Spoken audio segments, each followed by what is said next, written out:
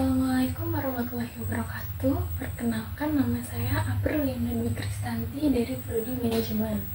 Pada kesempatan ini, saya akan mempresentasikan hasil dari tugas dalam mata kuliah Ekonomi Mikro.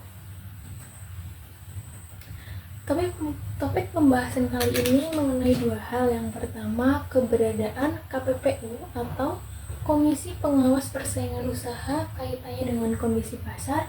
Dan yang kedua, keberadaan YLKI atau Yayasan Lembaga Konsumen Indonesia kaitannya dengan kondisi pasar. Yang pertama, mengenai keberadaan KPPU kaitannya dengan kondisi pasar. Seiring dengan perkembangan perdagangan bebas yang terjadi di seluruh dunia, membuat terjadinya persaingan bisnis di antara pelaku usaha. Untuk dapat mempertahankan perusahaannya, tak jarang pelaku usaha melakukan jalan pintas yang mengakibatkan kerugian bagi pelaku usaha lain. Belakangan ini, dunia persaingan usaha marak terjadi monopoli yang mengarah pada persaingan usaha tidak sehat. Hal tersebut membuktikan bahwa pelaku usaha tidak dapat mentaati peraturan yang telah ditetapkan oleh pemerintah.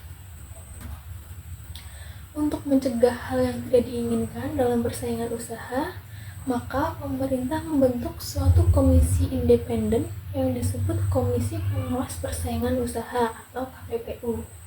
Alasan utama dibentuknya KPPU adalah untuk menciptakan pasar yang sehat dan kompetitif, serta mencegah praktek monopoli dan persaingan usaha tidak sehat. KPPU merupakan suatu komisi yang memiliki tugas ganda, yaitu selain menciptakan ketertiban dalam persaingan usaha, juga berperan menciptakan dan memelihara iklim persaingan usaha yang kondusif. Meskipun KPPU mempunyai fungsi penegakan hukum, tetapi KPPU bukanlah lembaga peradilan khusus dalam bidang persaingan usaha dan tidak berhak untuk menjatuhkan sanksi pidana maupun perdata. Sanksi yang dapat diberikan oleh KPPU hanyalah sanksi administratif. KPPU sendiri mempunyai wewenang aktif dan wewenang pasif. Wewenang aktif adalah wewenang yang diberikan kepada KPPU melalui penelitian terhadap pasar, kegiatan dan posisi dominan. Selain itu, KPPU juga berwenang untuk melakukan penyelidikan, menyimpulkan hasil penyelidikan atau pemeriksaan, memanggil pelaku usaha, memanggil dan menghadirkan saksi, meminta bantuan penyelidik, meminta keterangan dari instansi pemerintah, mendapatkan dan meneliti dokumen dan alat bukti lain, serta menjatuhkan sanksi administratif. Sedangkan untuk wewenang pasif adalah menerima laporan dari masyarakat atau dari pelaku usaha tentang dugaan terjadinya praktik monopoli atau persaingan usaha tidak sehat. KPPU sebagai lembaga pengawas persaingan usaha memiliki banyak tugas. Selain mencegah dan menindak pelanggar praktik monopoli dan persaingan usaha tidak sehat, KPPU juga berperan sebagai penasihat kebijakan terhadap kebijakan pemerintah yang mempengaruhi persaingan usaha. Upaya ini sangat diperlukan mengingat penciptaan iklim persaingan sehat merupakan amanat Undang-Undang Persaingan Usaha. Berdasarkan penjelasan yang telah saya paparkan, para pelaku usaha sebaiknya menggunakan cara lain untuk mendapatkan keuntungan tanpa harus berbuat curang kepada perusahaan lain, karena hal tersebut akan menyebabkan persaingan usaha tidak sehat yang nantinya akan merugikan masyarakat sebagai konsumen yang menggunakan produknya. Kemudian, masyarakat juga diharapkan untuk mampu membantu kinerja KPPU dalam memberikan informasi mengenai kondisi pasar karena masyarakat yang lebih mengetahui bagaimana kondisi pasar, sehingga jika terjadi suatu pelanggaran, maka KPPU akan mudah untuk mengetahui dan melakukan penyelidikan. Selanjutnya, penjelasan kedua mengenai keberadaan YLKI kaitannya dengan kondisi pasar. Yayasan Lembaga Konsumen Indonesia atau YLKI adalah lembaga nirlaba yang berfokus pada perlindungan konsumen di Indonesia. konsumen merupakan bagian penting dalam ekonomi dan merupakan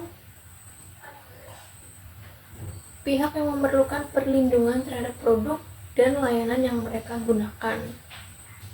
YLKI memiliki peran yang sangat penting dalam menjaga kepentingan konsumen, baik melalui advokasi, penelitian, edukasi, maupun pembelaan hukum.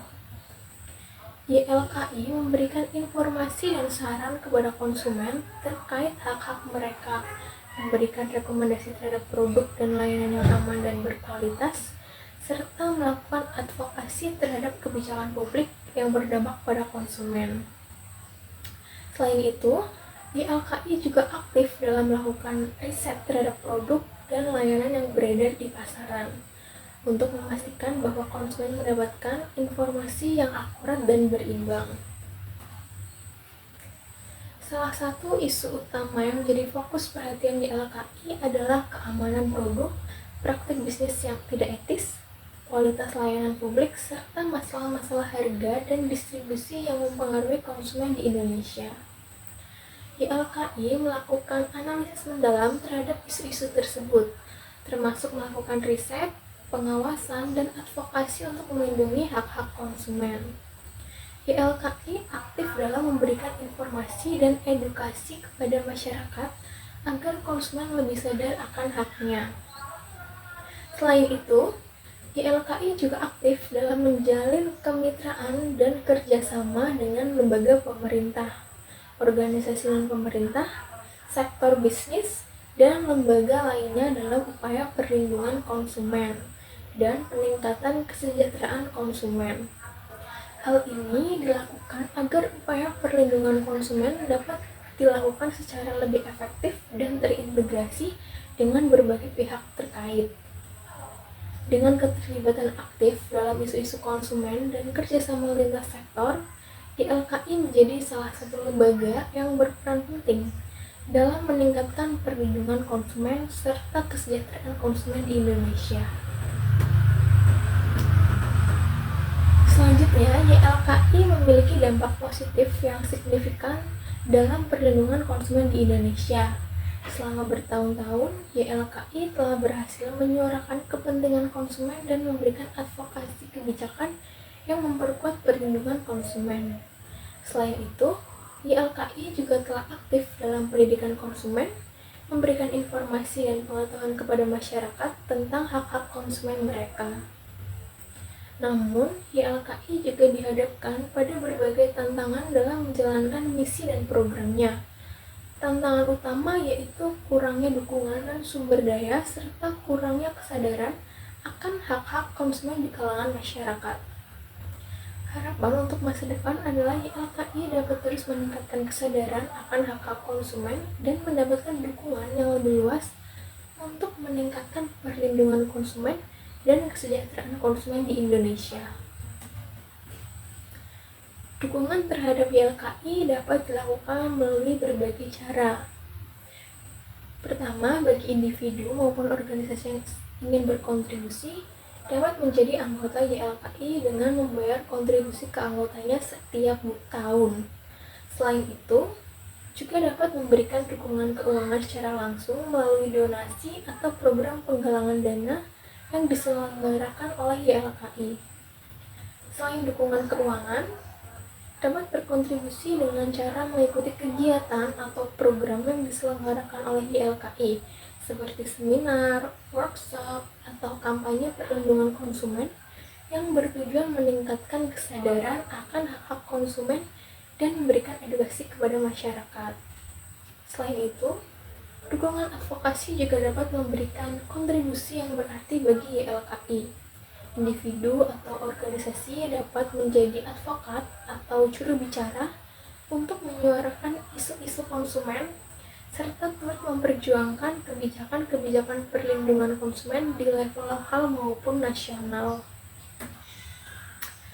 Ada banyak cara bagi individu maupun organisasi untuk berkontribusi atau bergabung dengan YLKI, baik melalui dukungan keuangan, partisipasi dalam kegiatan, atau dukungan advokasi.